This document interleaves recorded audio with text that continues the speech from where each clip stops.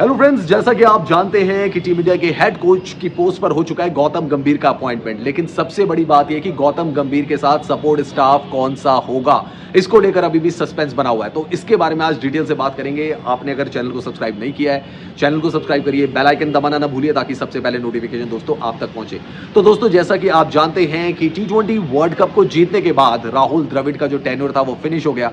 राहुल द्रविड़ ने रीअप्लाई नहीं किया टीम इंडिया के हेड कोच की पोस्ट के लिए। और जय शाह जो कि बीसीसीआई के सेक्रेटरी हैं, उन्होंने भी साफ तौर पर दोस्तों ये कह दिया कि वो भी फोर्स नहीं करेंगे राहुल द्रविड़ को। तो राहुल द्रविड़ का जो कैरियर था वो एक हाई नोट पर जाकर दोस्तों खत्म हुआ टीम इंडिया की अगर बात की जाए, क्योंकि वो एक वर्ल्ड कप विनिंग कोच रहे और वर्ल्ड कप विनिंग कोच बनने के साथ ही उन्होंने जो कोचिंग था उसका अपना करियर जो था वो खत्म कर दिया टीम इंडिया के साथ और रीअप्लाई भी नहीं किया, जैसे मैंने आपको बताया।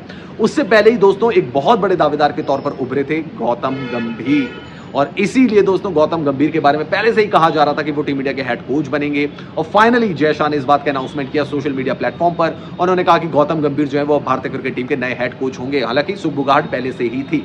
अब दोस्तों गौतम गंभीर के बारे में औपचारिक ऐलान हो गया। गौतम गंभीर ने भी कह दिया कि हाँ जी, मैं अब टीम इंडिया का हेड कोच बन गया हूं। सवाल यह है कि उनके साथ सपोर्ट स्टाफ कौन होगा, और सपोर्ट स्टाफ के बारे में शुरू से ही अलग अलग बातें सामने आ रही है। जैसे कि पहली खबर आई कि अभिषेक नायर को वो चाहते हैं कि वो असिस्टेंट कोच हो या बैटिंग कोच के तौर पर हो, क्योंकि केकेआर में उनकी भूमिका बहुत ज्यादा इंपॉर्टेंट रही। सेकंड चीज आई कि वो चाहते हैं कि विनय कुमार जो है वो टीम इंडिया के बॉलिंग कोच हो। और अब खबर ये आ रही है कि वो चाहते हैं कि मॉर्नी मॉर्कल जो है वो टीम इंडिया के बॉलिंग कोच के तौर पर जुड़े। अब दोस्तों इन खबरों में कितनी सच्चाई है इसके बारे में जान लेते हैं। अभिषेक नायर के नाम को प्रपोज किया है, इसमें कोई दो राय नहीं है, और अभिषेक नायर के नाम पर बीसीसीआई ने अपनी सहमति भी दे दी है। ये भी बात पक्की समझिए। दूसरी चीज क्या है कि विनय कुमार के नाम को जरूर प्रपोज किया गया, लेकिन बीसीसीआई ने कहा कि लक्ष्मीपति बालाजी भी है, जहीर खान भी है, आप इनके नाम को भी देख लीजिए। कोई जरूरी नहीं है जो आपने नाम सुझाया उसको ही हम जो है टीम इंडिया का बॉलिंग कोच बना दें। अब यहाँ पे खबर आती है कि मॉर्नी मॉर्कल, उनको जो है प्रपोज किया गौतम गंभीर ने कि भैया ठीक है, इनको भी बना ले, क्योंकि उनके साथ वो काम कर चुके हैं आईपीएल में। तो वो चाहते हैं कि मॉर्नी मॉर्कल जो है वो बन जाए। लेकिन दोस्तों सबसे बड़ी चीज ये है कि बीसीसीआई ने पिछले टेन्योर से एक चीज बनाई हुई है कि जो भी सपोर्ट स्टाफ होगा वो इंडियन ही होगा। अब मैं आपको बताता हूं कैसे। जब भारतीय क्रिकेट कंट्रोल बोर्ड ने डिसाइड कर लिया था कि अब वो फॉरेनर्स को नहीं रखने वाले हैं अपने सपोर्ट स्टाफ में और कोचिंग स्टाफ में, तो रवि शास्त्री के साथ ये चीजें जैसे आपने देखा होगा शुरू हो गई थी।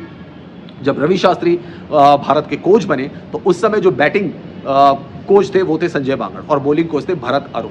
तो ये आप यहाँ पे से देख सकते हैं कि सारा जो सपोर्ट स्टाफ जो लाया गया था दोस्तों, वो सारा सपोर्ट स्टाफ जो था वो इंडियन ही लाया गया था। उसके बाद अगर हम राहुल द्रविड़ की बात करें तो राहुल द्रविड़ की भी अगर हम बात करें तो वहाँ पे बैटिंग कोच रहे विक्रम राठौर और बॉलिंग कोच रहे पारस महामरे। यानी कि यहाँ पे भी उनके पास जो सपोर्ट स्टाफ था वो सारा का सारा जो सपोर्ट स्टाफ था दोस्तों वो इंडियन था। यानी कि उन्होंने ओवरसीज प्लेयर्स को या ओवरसीज फॉरेन प्लेयर्स को अपने सपोर्ट स्टाफ में इंडक्ट नहीं किया, उनको नहीं लाए। ये बीसीसीआई की पॉलिसी रही है पिछले कुछ टाइम से।